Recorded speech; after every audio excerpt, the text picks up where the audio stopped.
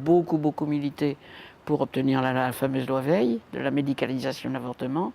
Nous, ici à Montreuil, on a fait des avortements, beaucoup, et en même temps, on initiait les femmes en leur disant que, d'abord, en collectif, on pouvait en parler en collectif, on pouvait donner son témoignage, parce qu'elles arrivaient en rasant les murs, je voudrais avorter. Alors je leur disais, mais il faut le gueuler, il faut le demander, c'est une lutte, une vraie lutte. Et c'est pour la santé des femmes. Je vous rappelle qu'entre 18 et 50 ans, c'était la cause de mortalité la plus importante. Donc il fallait sauver ces femmes de la mort, parce qu'il y avait des femmes en pleine santé qui avaient déjà 3-4 gosses, qui ne voulaient pas du 5e, et qui évidemment mouraient dans l'avortement. L'avortement clandestin. Alors il y avait cette affreuse loi de 1920,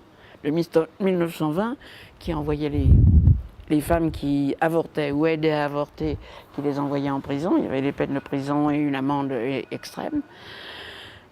Qui n'a pas été abrogée. Attention les jeunes femmes, cette loi de 1901, elle n'a pas été abrogée, elle a été suspendue. Et en ce moment, avec tous les charlots qu'on voit traîner dans la rue pour le mariage pour tous, en même temps, il y a des voix qui commencent à s'élever à nouveau contre l'avortement.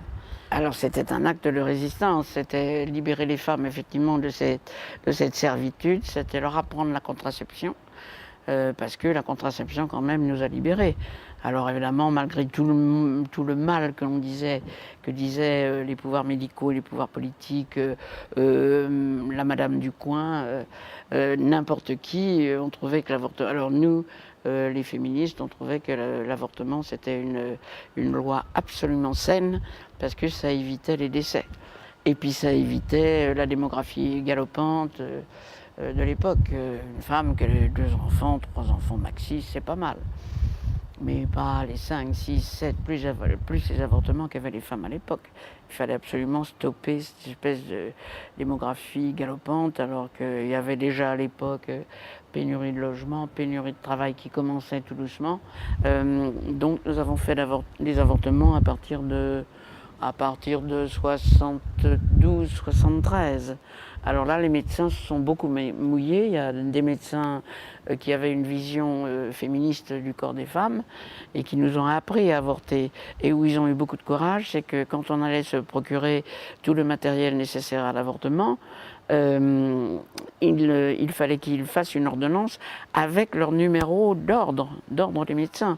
Donc ça, c'était extrêmement dangereux pour vous. Mais il y en a qui ont quand même eu le courage de le faire. Alors on s'est procuré tout le matériel nécessaire, la pince de Pozzi, le spéculum, etc., les sondes, on appelait ça des bougies. Et je me souviens, un petit détail, que la dame, c'était en appartement, boulevard Morland, je me souviens, elle nous a dit, mais qu'est-ce qui se passe? J'ai plein de monde qui me demande des bougies, qui étaient des sondes, et elle nous a dit, mais je n'en ai plus de graduées. Parce qu'au fur et à mesure qu'on forçait le col de l'utérus, la sonde rentrait un petit peu plus. Et quand il y avait une gradation, on savait où est-ce qu'il fallait s'arrêter.